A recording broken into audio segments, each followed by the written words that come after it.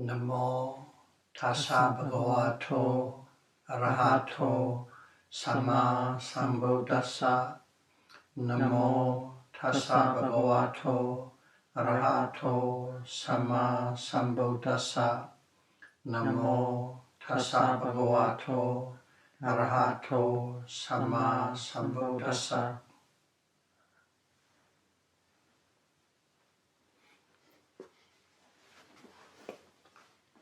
September 21st, 2024. Dhamma of Peace Series, number 21.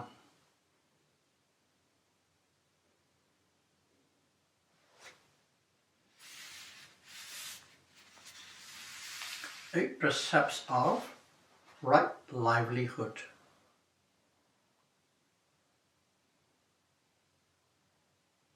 Vata, Maka, Sila.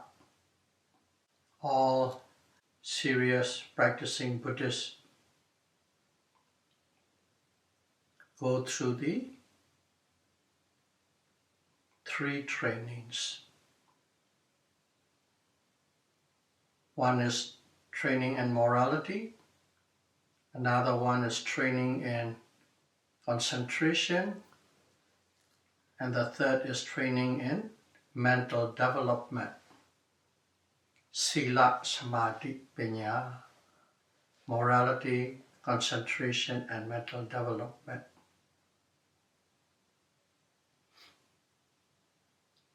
When we are training those three kinds of training, one requires a solid, firm foundation of morality. Only with that strong, firm foundation of morality, one can build mental concentration and mental development on top of it with stability. Just to give you an example, let's say a contractor is building a high-rise building. Of course, they have to start pouring the foundation.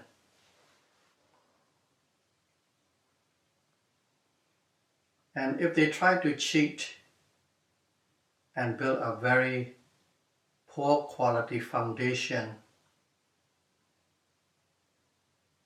what happens is whenever you start building the different levels of the structure, high-rise structure, up and up, at one point, the building will collapse from the foundation. It cannot go up. It cannot go up. Or it could never take off. Some will go up to a certain level, but still it will collapse because there's a very poor foundation in the construction of the high-rise building. The same thing, in the three trainings, one must have a very solid, stable foundation of morality.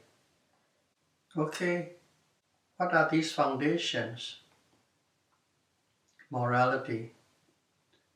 We know 5 precepts. Every Buddhist are supposed to observe the 5 precepts. And also, we observe 8 precepts or 9 precepts. 5 precepts is basically not to hurt or not to harm anyone, including oneself. And the 8 and 9 precepts are geared towards the restraints of the senses. Geared towards the restraints of the senses and observe on special Buddhist day or in meditation retreats. That's what people observe. Of course, morality for novice monks and the fully ordained monks are different. They have their own sets of rules. For them, they have to observe their own sets of rules. A monk cannot just observe 8 precepts, 9 precepts and practice concentration or mental development. They have to observe 227 rules and regulations. Only then they are considered having a firm and stable morality. Then they can build on top of it. Keep that in mind. It depends on what kind of a person or a monk or a novice monk, on what day in retreat. Things need to be understood clearly. Now we are talking about the Sila moralities that we generally know. But we are going to talk a different kind of Sila today. In Pali it is called Maka Sila. What it means is, it is a Sila that has 8 parts, including the right and proper livelihood. Now you can say, earning a proper livelihood requires 8 parts. And out of these 8, the first 3 are physical deeds. We are familiar with to refrain ourselves from killing and cruelty to any living beings, stealing, robbing, extortion,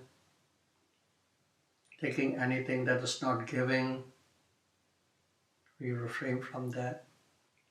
Also, we refrain from sexual misconduct. Those are the 3 physical deeds. So, 3 out of 8. And the next 4 belongs to the speech. The next 4 are, as I said, verbal actions or speech. Includes lying, slander, rude and harsh words, and frivolous or unbeneficial talks. 4 of them. 3 physical deeds we refrain from. 4 verbal speech we refrain from. Altogether 7 now. And the 8th one. The 8th one is refraining from wrong livelihood. So what is wrong livelihood? A livelihood that contains unwholesome actions. Anything unwholesome. And also a livelihood that produces suffering. So when we say livelihood, it's directly related to the jobs we all are doing to earn a living. Any types of jobs that is unwholesome, any type of jobs that produce suffering is called wrong livelihood. So that is the 8th part. So altogether 8, Maka Sila. The first 3 are 3 physical deeds. The second set of 4 are 4 verbal speech. And the 8th one is the wrong livelihood. One refrain from all those 8, then one is endowed with earning a proper livelihood with the 8 parts. Okay, sounds simple enough, but let us dive in and dig in a little deeper. I will give you some specific scenarios or cases of what wrong livelihood is, so that we can understand with clarity and without misunderstanding. Suppose a person owns a Dhamma book shop. I purposely chose Dhamma book because one cannot be if or but. Selling Dhamma book does not hurt or harm anybody. So that is a scenario I'm taking. A person sells Dhamma books. Of course, when he says Dhamma books, he has to buy books from a wholesaler and he has to sell at a certain price with the retail price so that he can make a profit and put food on the table for the family. That is simply the case in a business. And let's say a book, okay, average price of all the books he bought, wholesale investment of a particular book, very specific book, is $30 a book. And that includes all delivery and expenses and right onto the shelf, $30. That is his investment for a particular book to get it right on the shelf for retail sale. And then he decided, I will sell this book at $60 retail. That's it. He has to make his decision. There's nothing wrong with it. Then a buyer strolled in, looked at bookshelves and picked up that certain book. And he saw, oh, it is $60. Too much. One thing we should know, in Asia, haggling is a part of the buying and selling. The seller will say a number, a price, the buyer will just push it down and they haggle and they meet a price that they book and accept, and the sales completed. In the West is, of course, the price what you saw under the glass shelf is the one fixed price. But still, in a thrift store, second-hand bookstore, they put up a price, but one can still haggle. So haggling is one way or the other exists in the West and definitely in the East. I'm just giving the custom and tradition of humans based on regions. So now the buyer saw the book 60 and then he start bargaining. I'll give you $45 right now cash. And the shop owner said, oh my God, I don't break even at this price. If I sell you at 45, I don't break even my actually wholesale cost. That's what he said. So back and forth, they strike a bargain at $55.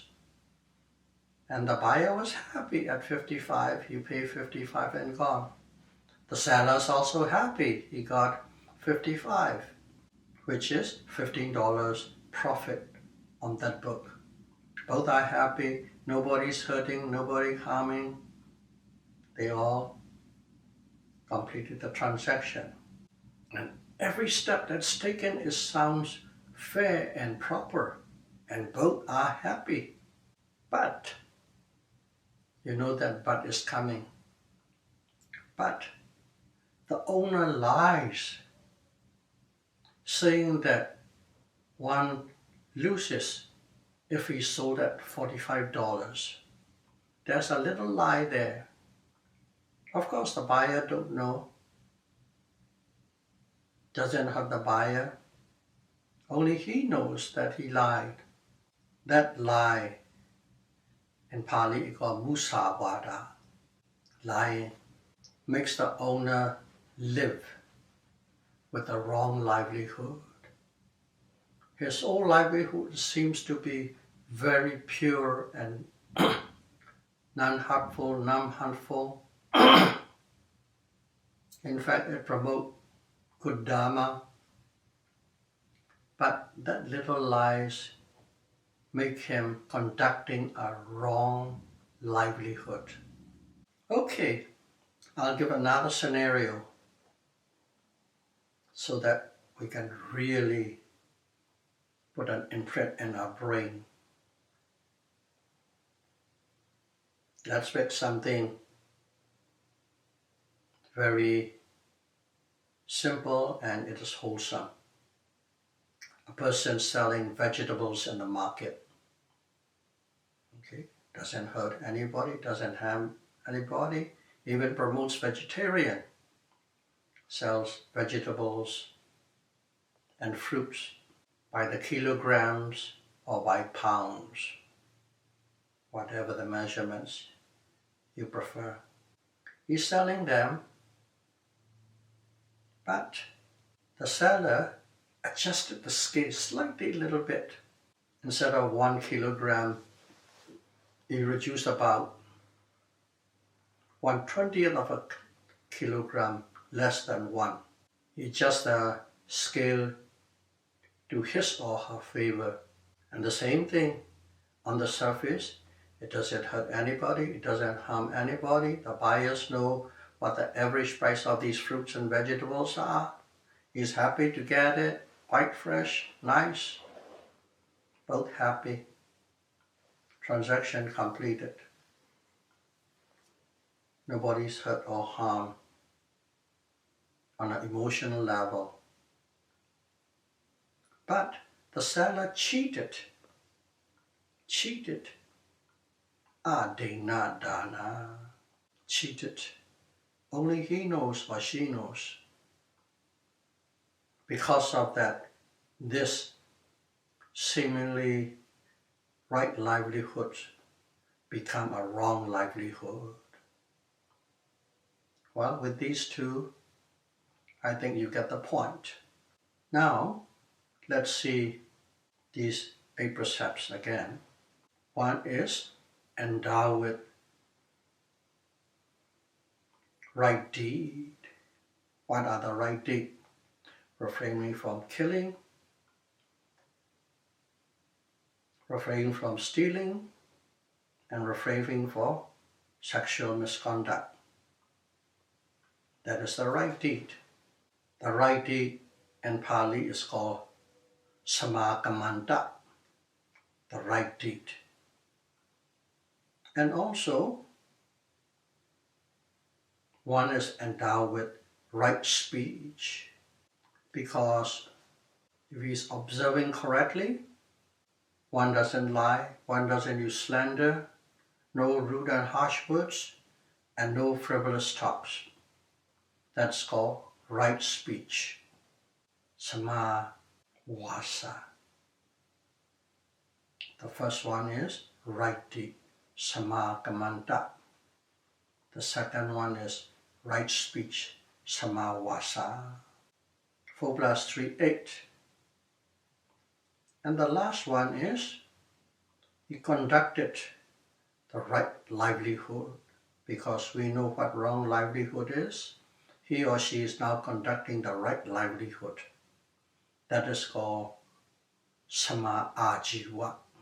So let's look at it again. If someone is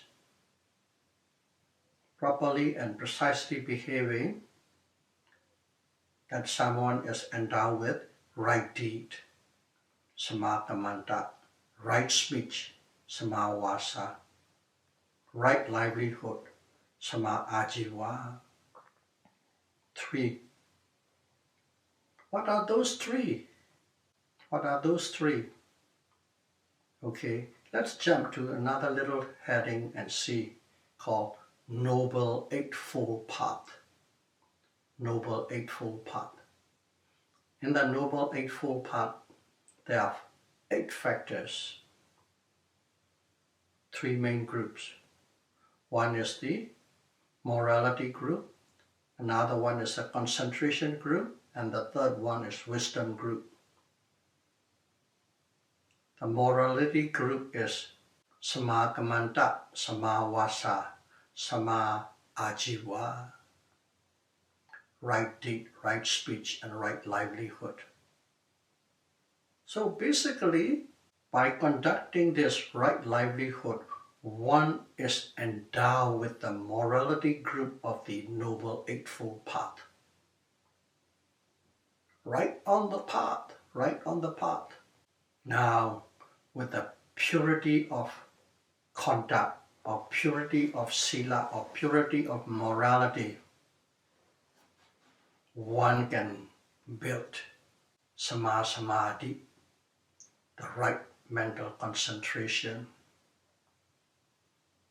What are those right mental concentration? Right effort, right mindfulness, and right concentration. If you put those 3, you have a full restraint and a full effort and full mindfulness. Now you got the another 3, altogether 6 of the Eightfold Noble Path. And when you have the right concentration, the wisdom unfold, the right thought and the right view. All Eightfold Noble Path is there. That's why this Vata Maka Sila, right livelihood, precepts, is totally in accordance with the morality group of Eightfold Noble Path. What a beautiful thing. And this right livelihood, that is the first benefit, and it is the greatest benefit. And also, this precept is good for people who are suffering from stomach problems, gastritis, ulcer, anything that related to the stomach problem because of the food they eat. They can eat morning, afternoon, and dinner because you are not observing not eating afternoon precept. That is not in there. So people with stomach problem can observe this Sila and still can eat, so that you could keep the illness or disease of the stomach at bay by providing food regularly for the acid to burn. And also, when people practice mindfulness, automatically mindfulness with ardent effort will provide all the restraint needed from the senses. At different level, you have to be mindful, and you got all the restraints. So, this is very well suited for lay people who has family, who has to put food on the table. You still have to walk, you still have to practice, make sure it's a right livelihood. You earn your money, you earn your living, you put food on the table. So, this is not only for the monks, or for the monks or the novice monk, or in a retreat or observing special day, but every day a lay person with a family who provide food on the table is very well suited. This is a very well suited, especially for those kind of people. So may all of you who are practicing mindfulness and sight meditation, but still have to work hard to put food on the table for the family, be able to observe this livelihood precepts and keep forward going towards right concentration and right wisdom to attain Nibbana as soon as possible. Sadhu, sadhu, sadhu. Thank you very much.